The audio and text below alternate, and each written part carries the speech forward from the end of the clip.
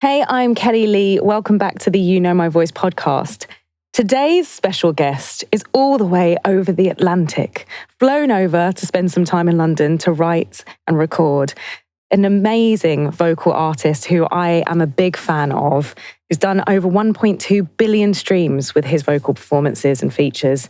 Parson James is in the studio. Hello. Hi, welcome. Oh, I'm so glad to finally meet you in person. You too. Yeah, thank you for having me. Thank you so much for coming in. And also, you were out last night, weren't you? So I was out. I mean, I wasn't like partying. I was, I was gigging. You was gigging. And as you do, you fly over, you gotta sing. Gotta sing. You gotta sing where the wind takes you. Yeah. Exactly. It was fun though. It was good. Yeah, good night. Ronnie Scott's, which I've always heard about. Yes. I did go one time actually, years ago. I think I popped in to see, I think Sam Sparrow was a special guest or something, and I've been a fanboy of his for so long. I mean, I love that album. And Black and Gold is just, listen, Cottonmouth, Cling Rap. Yeah. It's a classic. He's a classic. Yeah. So I was grateful to be able to actually get on the stage. What did you perform? Funny. I was with Vula, which seems like everybody knows who Vula is. Vula is London Vocals. Vula is London Vocals. And so she had a night and she brought me up as a guest. So we did Stole the Show, which I had never done with, because, I'm so used to doing it either, and this song is like a ballad originally, or, Kygo's version. But this was a big band version with background singers and full-blown drums and the whole vibe, and it was just a different energy, so it was fun.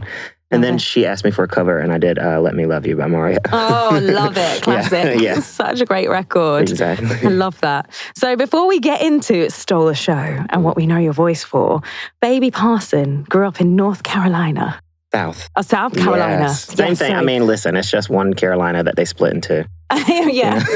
South Carolina. With big dreams of singing. Yes. Were you just singing as soon as you know? Oh, I mean, that's how I remember it. My mom remembers it the same way, but I don't have any memory of not singing. I grew up in a town of 2,700 people. I think maybe 5,000 now. I think they've grown. Wow, small town. Yeah, very small town. And it's one of those places that, there's not, especially in the American South, there's really not much to offer besides the high school football. They got a Walmart, which was a gigantic deal for everyone. Yeah. But yeah, there's not much to see outside of this bubble. And I think that from just a young age, I was just like, this is not it. I grew up, my mom had me when she was really young, so she was 16. Wow. And my mom is white, my dad is black. My mom's family, unfortunately, were a very opposed to the idea of her having a black partner. Oh, no. And in the town in general, it was just heavily rooted in racism. I think it retained those qualities from the old South of as we read in history books. Yeah. My town kind of stayed in a time capsule. So my mom had a really tough time. Oh, I'm sorry to hear that. That's okay. And were you one of the few mixed race kids? Yeah, I mean, I think there were, I just don't remember having people to relate to really. But looking back now, there were definitely other kids. I remember a lot of people not wanting to identify as mixed. They'd be like, no, I'm actually white. And you're clearly not, Yeah. And I went through that struggle too, trying to figure out which identity I was. But in saying all that, my mom's family, they had kicked her out. So she went with my dad's side of the family, my great-grandmother specifically, she was about 80 whenever I was born. So she was old. And she went to church every day that the door was open. Right. And forced us to go. And so as a kid, what I remember is she couldn't read or write or drive. Oh, wow. But I would walk with her everywhere, and we'd go to church. She'd bring food to church, all that sort of stuff. But that place, which was just a small Baptist church in South Carolina, was so full of music. And I just found a fascination, with just thinking about the walls of the place. There was decrepit, sort of. It was not much to offer, but there was so much music in there. And that's why I got fascinated by voices. And yeah, so from my earliest memory, it was just singing. Yeah. And did your grandma love that, to encourage you to sing? Yeah, she was like the one that was hosting like concerts in the living room for me, you know, that sort of thing. She was really, really encouraging of the gift, or, you know, but, you know, you reach an age where you were, like, I was always singing, but then you reach an age where you realize that kids, like, you want to be cool or something. Yeah. And so I think around 10 or something, I was like, oh, people are making fun of me for singing. So, like, I kind of stepped back from it. And then by the time I was 12, 13, that's when I actually started getting on stage again. Okay. I did a talent show that was in my little town. Yeah. And I was nervous to sing in front of the audience, so I put my back to the audience and sang Ain't No Sunshine by Bill Withers. Oh. And I won the contest. Oh my God, with your back to the audience. Yeah. Now that's some vocal slayage. I don't know what it was, if they were just like, we feel bad for him. But yeah, the prize was like $80 and studio time. Brilliant. And that was the first time I got to go to a studio. So after that, that was when I was like, oh, I'm sorted. This is it. So you went in age 12, 13? Yeah. Into the studio. What were you doing? What were you recording in the studio? Listen, I do have that song. And yes. That shit is so funny because I had the spoken word intro. Oh, yeah? It was like, I can't believe you did this to me. Or whatever, whoever that was. It was no one. And it was just like, but I grew stronger and like all that sort of stuff. And the song was called Waiting. Yeah, but I just was that first time. My mom was in there with me, obviously, because I was underage. And it was a real dodgy, sketchy studio. Somewhere like 30 minutes away from where I'm from. Yeah, I think we've all been in one of those. Yeah. And it was the first time, though, that like I was in a place where like I realized, when we were writing, I knew how to write stories, but writing music, it was the first time that I realized I could play things by ear. And my mom's like, how did you know how to play that song that was playing with the piano? We don't have a piano. And I was like, I don't know. And that was the first time I just realizing gifts and like, and then it just energized me so much. That was pretty solid. I was solidified my purpose at that point, I think. Did you then think, I need to go to music college to continue this? I didn't like the idea of college ever. Yeah, okay. I've like always been one of these people that is just like, here's where I am, and I want to do. Yeah. It's like, here I am in like racist South Carolina, but I want to be at MSG tomorrow afternoon. So I want to skip all that part, but ultimately that's not the way life works. Yeah. And MSG Madison Square Garden, yes, right? Madison Square Garden. Just what a place. Yeah. What a place. But the next step was I was like, okay, well, American Idol might do. So I started auditioning for those types of shows. And was that still around like age 14, 15, or was 15. That 15? Yeah. So when did you leave South Carolina then? 17. Okay. Mm-hmm. So did you audition for American Idol first? Yes. From South Carolina? From South Carolina. I did it like 6 times. Wow. I never got through. See, sometimes I'm not sure how much they like the vocals. Yeah. You know, sometimes they do. They let a few people through, but there's a lot of singers I know that have entered those shows that don't make it past a certain point. I'm not sure if it's like this, they don't want that, or it's like a certain molding thing. Yeah. You know, there's so many like huge Tori singers. Kelly was rejected, right? Yeah. Listen, come on. It works out in the end, you know.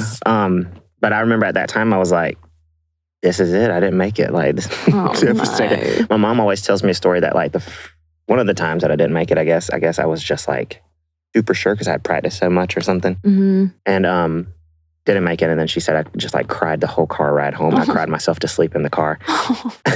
And she said that she like looked over and she then started crying. And then she said she only cried because she was like, I'm so glad he didn't make it, because if he handles rejection this way, he's not ready for this industry. Yeah.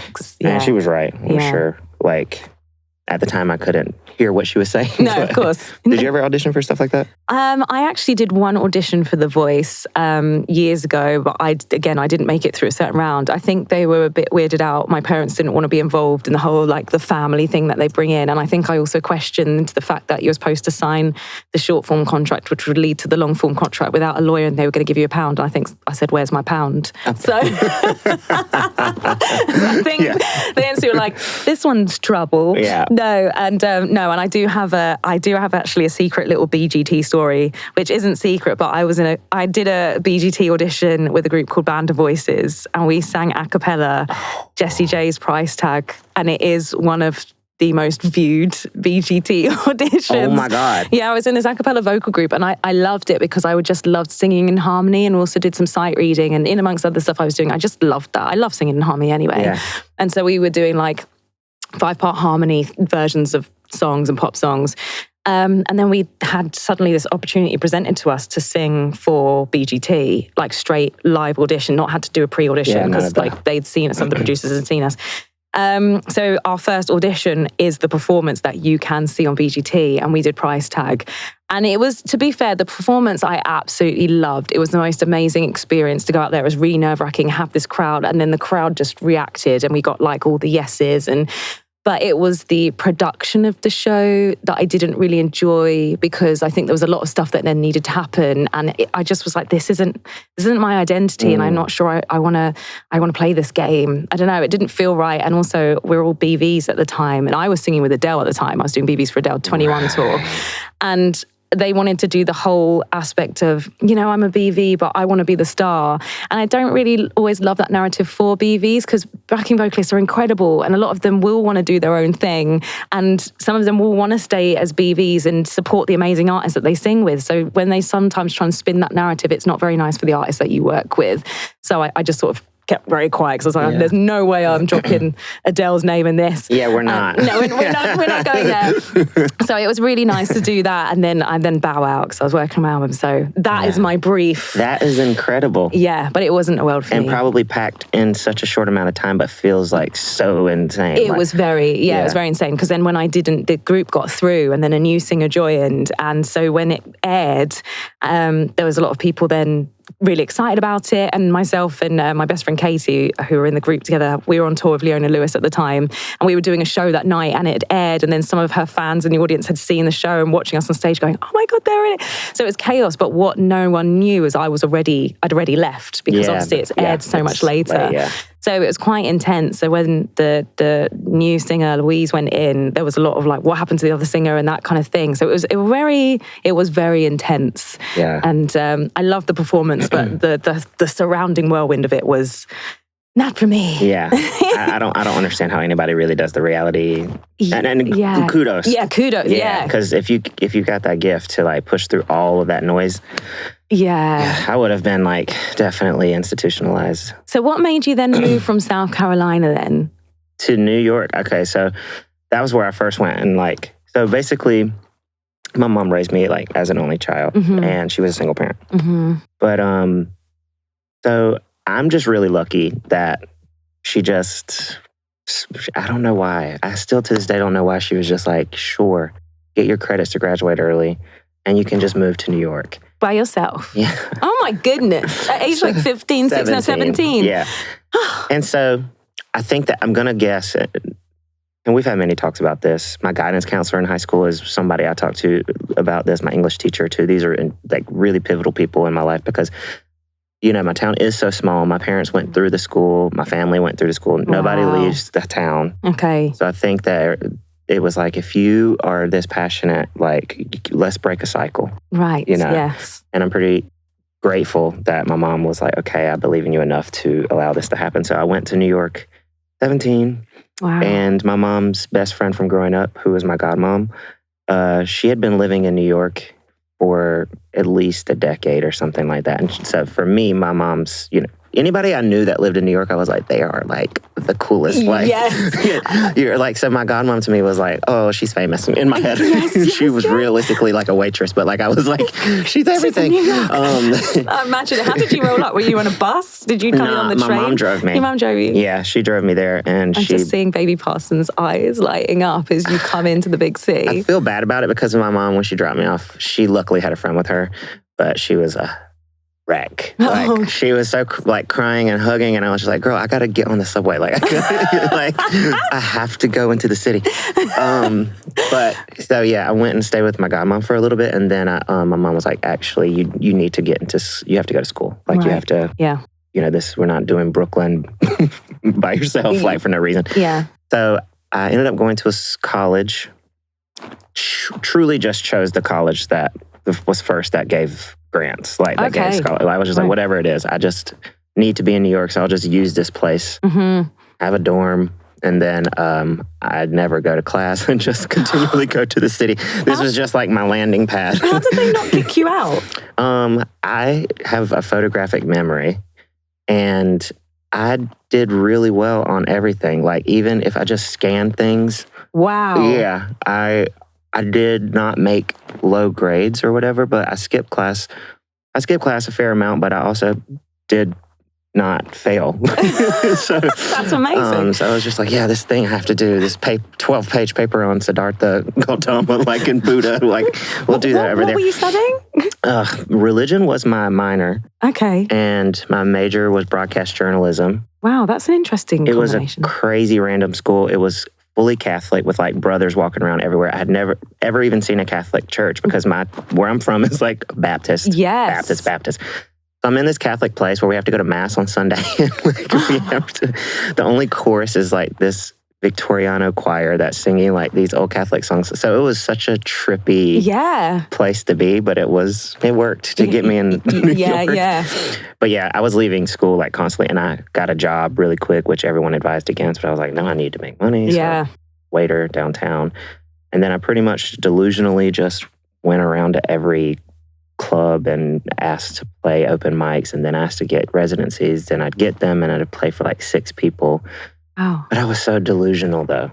Like, really? I was like, this is it. I'm killing it. But you left your small town and you went to New York and you were making it work. Yeah. So, I mean, I think that's sometimes the benchmark of stuff in our own heads for where we want to be and stuff like that. And so there's a lot of times it feels like, we've not made it yet. But you were killing it. I mean, I think sometimes we have to recognize, and I say that to myself as well, I've been told that so many times, that the achievements that you do actually make are huge. But in the grand scheme of where we know we want to be as performers and artists, But this is very exciting. Yeah, it was like such an incredible time. And I eventually quit school. Mm-hmm. And I told my mom that it's going to work itself out. I'm just going to be a full-time waiter, make money, and then just write songs. Mm-hmm. Because when I got to New York, I realized everybody's talented. And I come from a place where like I was the only singer pretty much. So I was humbled pretty fast. And so at these open mics and stuff, I'm like, what do I do to make everybody's voice is good? Like, first person on the mic sounds like Whitney Houston. Like, what do I do? Wow. And so that's when I was like, okay, the writing part, like I need to really pay attention to this part and nurture this part of who I am. Mm-hmm. So I started writing songs, but I was writing like things that I thought people wanted to hear, which I thought love songs, but I had never been in love. So really not honest, wow. So I ended up getting a residency at this burlesque club. Fantastic. Yeah. You're literally describing a musical or a movie of your life. This is so good.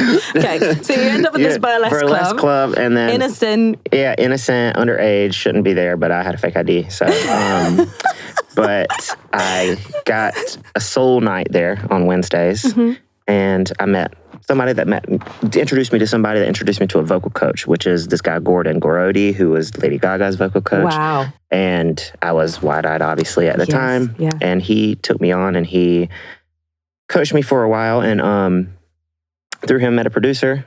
Producer produces my first EP. EP goes online, Bandcamp. What's it called? It's called Walk on the Water. Walk on the Water. Yeah, and I was going by, because my real name is Ashton Parson. Okay. And so I was going by my real name. Yeah. And that was, no noise from that, really. I was happy to have it. Yeah. But it was the first time that I was writing kind of in an identity that was like, it was Southern rooted. There was a sound. Lyrically, I was like tapping into where I was from. I wasn't writing about random love and stuff on that EP. So, and I got attention from someone that was working at a publishing company that was like, we love you for a CeeLo Green project. Ooh. And I was like, sick. And then this is all leading up to my first trip to London, by the way. I love this. And I get into these sessions, I start writing, and the guy that brings me in, he's like, I can't help you with your artist project, but I can help you as a writer because you don't have enough going on for an artist for these producers to be interested. Yeah. Ended up writing a song for CeeLo that he loved, and he was cutting, and he cut. And did he? Yeah, I think he did. I don't know. At this point, I have no idea. This is so many years ago, but I know it was all the CeeLo world for so long. ultimately, they're like, CeeLo went to Hawaii. He's changed his mind. He wants to write a Pink Floyd record now. And I was like, okay, so my dreams are over. Oh, God. But then they're like, but this girl, Pixie Lott, wants to cut the song. And I was like, okay. I'm a gay, lover of pop music. So I'm like gagging over Pixie Lott. Yes. So I'm like, yeah. Yeah. And she ends up cutting it. And that was my first cut. Amazing. And from that cut, Kygo kind of came to me. And then they're like, can you come to London? We want to sign you in. Came to London. And that was like 11 years ago. Wow. Or something. And then from there on, it just sort of domino effect. Things started to fall into place. So you packed a bag, got on an airplane, came to London, and you came by yourself? Came by myself, staying in hotels basement floor hotels, no windows, sleeping really well though. Oh, wow. Yeah. So good. Sleeping well in the dark, This is amazing that you were so bold and confident to move from South Carolina to New York by yourself. I mean, you had your godmother, but then get on the plane and come to London by yourself. Where do you think you found that inner confidence to just be like, well, I'm doing this? Delusion. But also... They say that makes the best artist, though. I mean, I really believe it. Yeah. When I see new up-and-coming artists and stuff that are telling me I'm going to be on the... I'm like, yes, you are. Yeah. You absolutely are. Yeah. And they might not have anything going on, but I encourage people to have some level of delusion in their life because it does drive you. It keeps you inspired, I think. Yeah. There's a healthy amount of delusion to have. Yes, yeah, totally. But I think also my mom, her circumstances were so insane. For her to be kicked out of her family's place and she'd be on her own at 16. Yes, my great-grandmother took her in for a short period of time, but she had to be getting her own apartment by the time she was 17. And then from 17 onwards, that was her raising me. And if I think about it and put it into perspective as a 32-year-old, if I'm 16 years old, my mom is 32, right? Yeah. I cannot mentally imagine having a 16-year-old. Yeah, so exactly. She made everything work for herself. And I never felt like I wanted for anything because she was just, we had nothing though. Yeah. Looking back, we had nothing, but she was just so steadfast and fierce and protective and just pushing forward that I was I'm just absorbed that. Yes. Does she still live in South Carolina? She just moved back to South Carolina, yeah. Wow. She's an esthetician, so she opened a spa there. Oh, cool. Yeah. But I think that's where it came from. Yeah. I just felt like I had no other choice. I can't explain that. Yeah. Just felt like it was so necessary. And then London was top of my list for my dreams. Those bucket list things. It's I want to write a song in London. Yes. I've written 50 songs in London. So what was your first day in the studio like at Tar Yard then? Oh, it was, forget who, I think I worked with Ben Langmaid, who was half of LaRue. Oh, okay. Yeah. And I thought that was crazy. Because, I think, Tar Yard came guns blazing when they brought me out here. Yeah, I love that. They were we're not messing around. Yeah, it was good. I just was happy. And then I ended up meeting Michael and Marley. Yes. And Marley felt like an extension of my mom. Oh, I love Marley. Yeah, it was just... Big up Marley. Yeah. Yeah. I just felt such pure joy being out here. And it felt comfortable. I didn't feel uncomfortable. I'd walk around the city all by myself and be so excited to wake up for sessions, and it's just all exciting. Yeah. And so I kept coming back here. I left that first trip. Did you have any cuts from that first trip? No. Not that first trip. And then second trip, Kygo took me somewhere. I think they took me to Sweden. Yeah. That was crazy. Love writing with the Swedes. It's just a different level. Mathematical brain. Yes. And you're whoa, this is what we're doing. They got something in that water for sure. Yes, for sure. But then the second trip would ultimately be when me and Michael and Marley were working so much. There was a writing camp, and I don't even know how many songs we got. But at the end of one of my sessions with them, I think I had to leave to go to the airport. It was one of those, we already did 2, but we're tired. But here's an idea. And then, I just started going, we stole the show in the end of the session. We're just humming that around the room. Yeah, that's a cool lyric. Yeah, cool, whatever. That was it. And then a year later, I was in New York and I was working with my friend Kyle, and we were on the piano. And I was like, what the hell is that? I remembered it from somewhere. Yeah. And just let's roll with it. And then we wrote Stole the Show there in New York. Wow. Verses and chorus, and then realized Michael Marley, holy shit.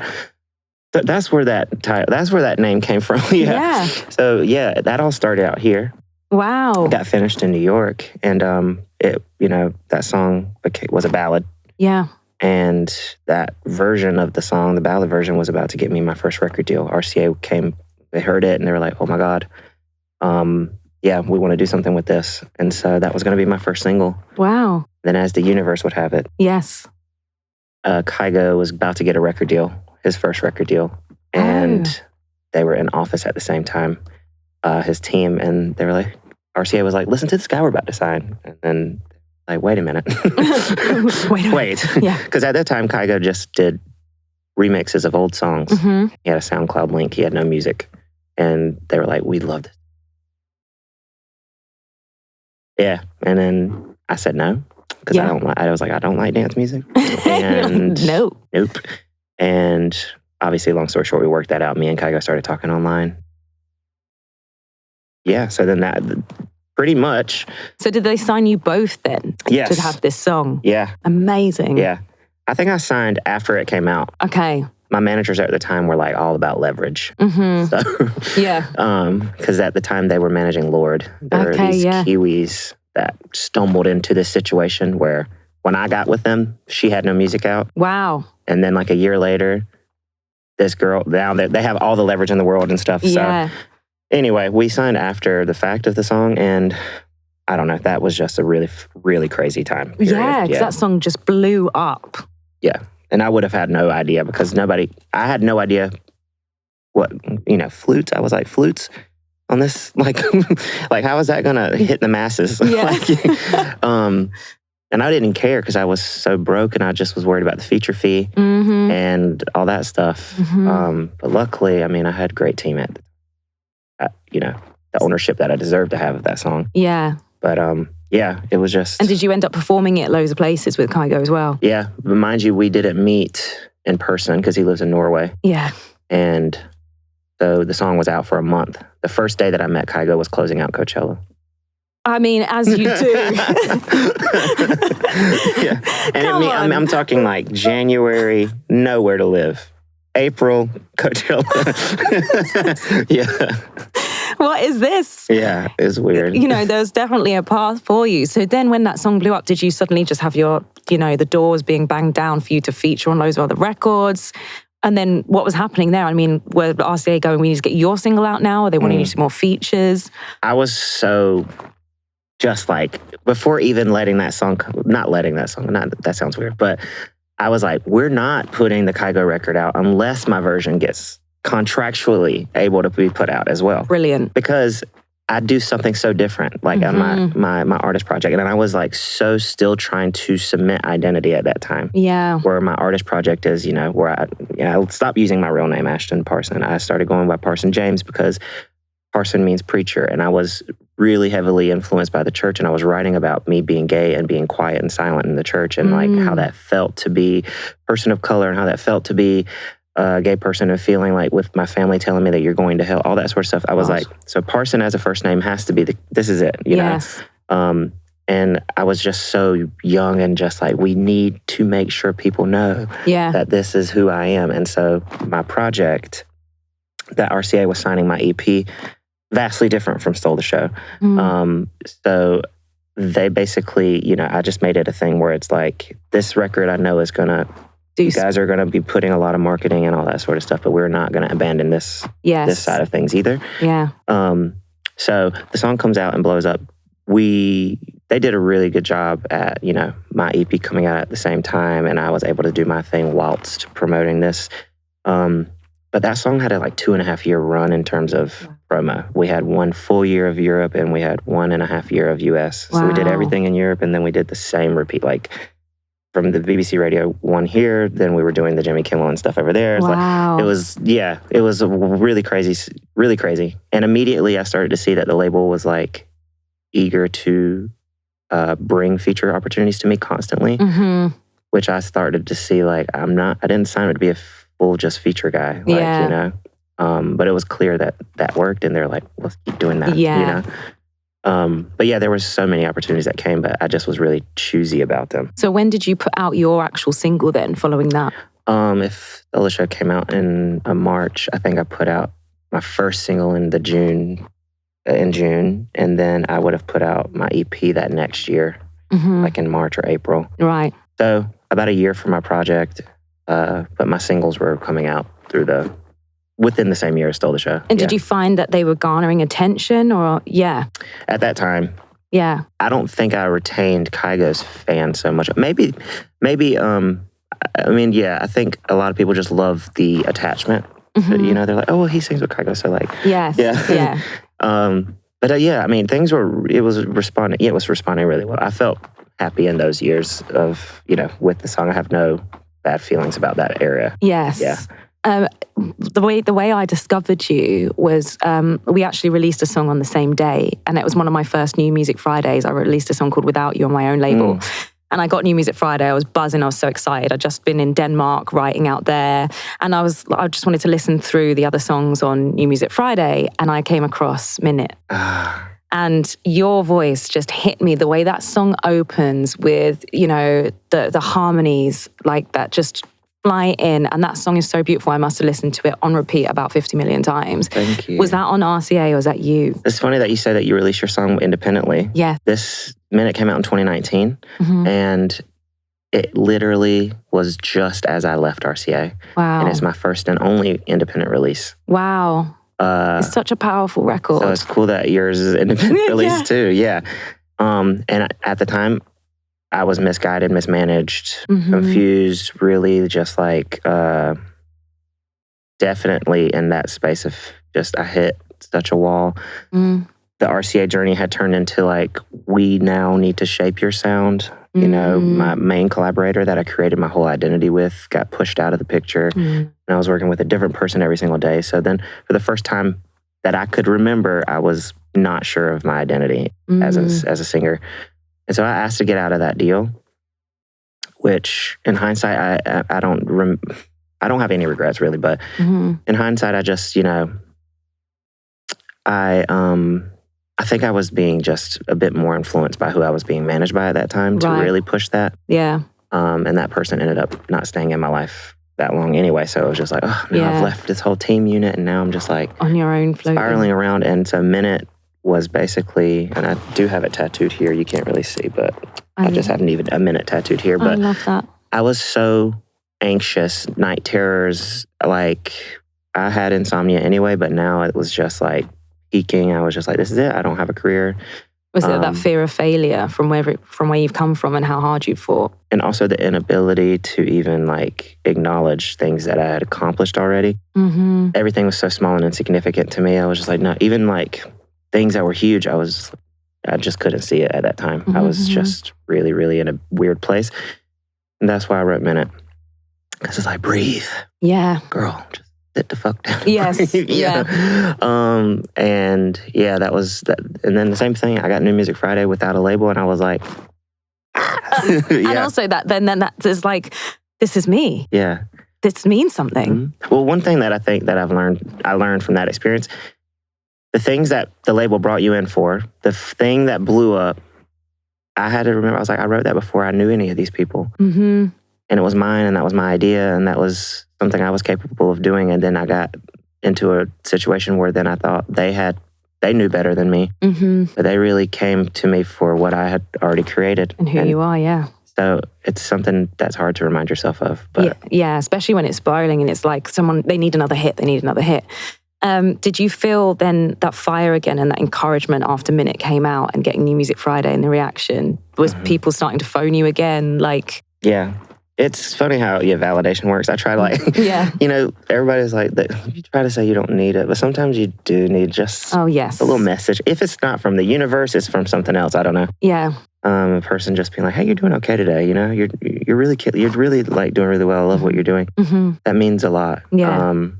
So yeah, it did. And I just, then, you know, where I had lost all the ability to dream, I had started to be in the shower and I could envision myself performing Minute on a big stage. And then before I was like, it went like blank. I couldn't like see myself doing anything, you know, bigger or anything. So yeah, it was a period of like, oh, I'm excited again. And then I was writing so much after that too. And then, so did you find new management?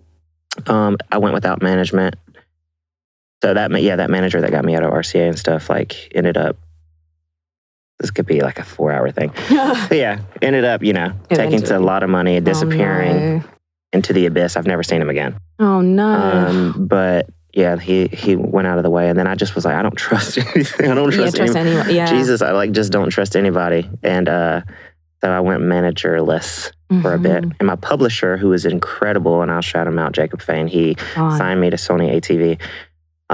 He stepped into a role of like, we're going to just, I'm going to help you out. Like, yeah. So he helped me for a long time, just session-wise and life-wise, day-to-day and all that sort of stuff. But I didn't really need a manager. I had established so many connections and stuff, and the people I wanted to work with, I could kind of reach out to. Then I started working with a friend of mine, like kind of on a day-to-day kind of vibe. And this label approached me in 2020. And, actually end of 2019. And they were super interested. And it was the roster incredible, deal incredible. And I signed a record deal with them March 2020. Amazing. Who are they? But think about March 2020. Lockdown. Lockdown one. It was this like, let's sign on Zoom because the offices are closed for 2 weeks. And I was like, sick. I'm not going to complain about that because Advance was cute. And which is good timing. Yeah, good timing. Because the end of the world. But the label was called 12 Tone, but they no longer exist. Right. But it was a great, honestly, it was a great deal, great situation. I had a collaborator that was willing to work during COVID that I worked with every day. Amazing. Wrote a single, released a single, did well, did a song with my best friend JoJo. Oh, JoJo of the voices, queen of the singing. She's beyond me. Incredible. I can't comprehend what her gift is. She's There's another one where it's like, I guess because we were the same age. I think back to 12-year-old me, where I was like writing about heartache, and I talked to her about like Get Out, and she's like, "Who was I talking to?" All of us just singing our hearts out, like just like hurt. Yeah, exactly. Just so bad. But we did our song together.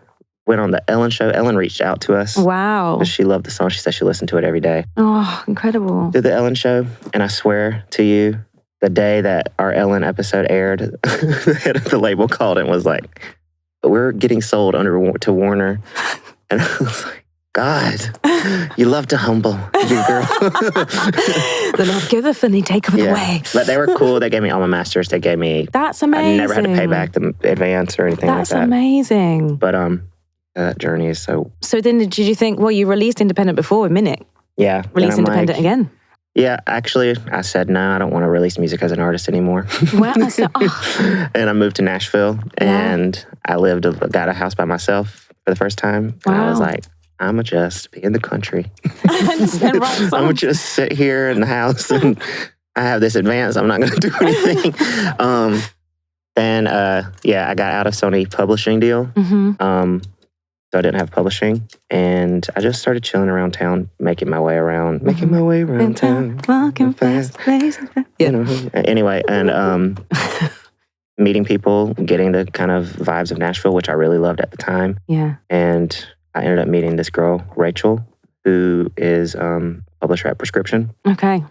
She's incredible. Started to learn Prescription is just full of powerful ass women that are just like killing it. People of color, queer people, like, yes. Oh, my life's been pretty run by straight white men for a while. This could be nice. Yeah. And I ended up like courting, and I ended up signing Prescription, which is just last year. So congrats. A year and a half ago, 2022. I don't know where we are. 2024, baby. It moves fast. It moves. Then signing Prescription. Wow. And now I've been more active. Love it. And more features. And is Parson James the artist coming back? Oh yeah, well, the record is done, and the first single I'm super excited about. Jo is on this song as well. Oh, but she's more. I'm not. It would be cool if because she loved the song, so she came into the studio and she was like, "Can I just do backgrounds?" I'm like, "You doing backgrounds?" Love that. But she did, and her voice is so amazing, distinct and undeniable. Yes. You hear her in there. Yeah. But we thought it was just so cool if it's not even a feature, because she doesn't have a verse or anything, but you just know she's there. And it's really special. The song is really special. And I'm just excited, When is this dropping? We're hoping for end of April. Amazing. But funny enough, the distributor we were using went under. What's these life challenges for you? I don't know. I just, but again, it's all for the musical of your life, babe. It's got to be. I'm just remembering the delusional kid that like just is like, oh yeah. But then you have to, you know, keep coming back to that, because from the story you've been telling me and the journey, one door closes, another one really does open for you. Yeah. Because it comes back to your talent and who you are, and you've got it. You can write. You've got the soul in your heart and the way you sing. So that's always powerful. And I think when the industry makes you feel the lowest of the low, sometimes you've got to come back to the thing that started it all off in the first place, and the reason why those people came, the reason why Stole the Show happened, and why Minute happened, because it's within you, and they can't take that away. Thank you. Hard to remind yourself of that. It is extremely hard, but I'm really excited about your new record, and I think the people should know where they can find it. How can they find you? Everyone can find me on all the streaming services, Parson James. Yes. Instagram at I am Parson James. Mm-hmm.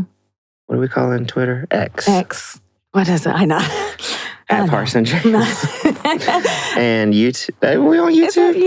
Yeah. Parson James. Parson James. There's not anybody else named that, yes. except for some preacher back in the day. I saw like there is a parson named Parson James. Parson James something. Yeah. Which was also inspiration for Parson being a preacher. Yeah. You know? Yeah. So this is where people can find your record and go and celebrate such an incredible artist with incredible soul. Thank you for Minute, because I've definitely listened to that on a rainy day when the train is raining, and I'm definitely having a little cry to myself. So thank you for writing that music. And I can't wait to hear what's next, because you're an undeniable talent and the world needs to know. Thank you. I appreciate it. Thank you for coming on You Know My Voice. Thank you for having me. Thank you.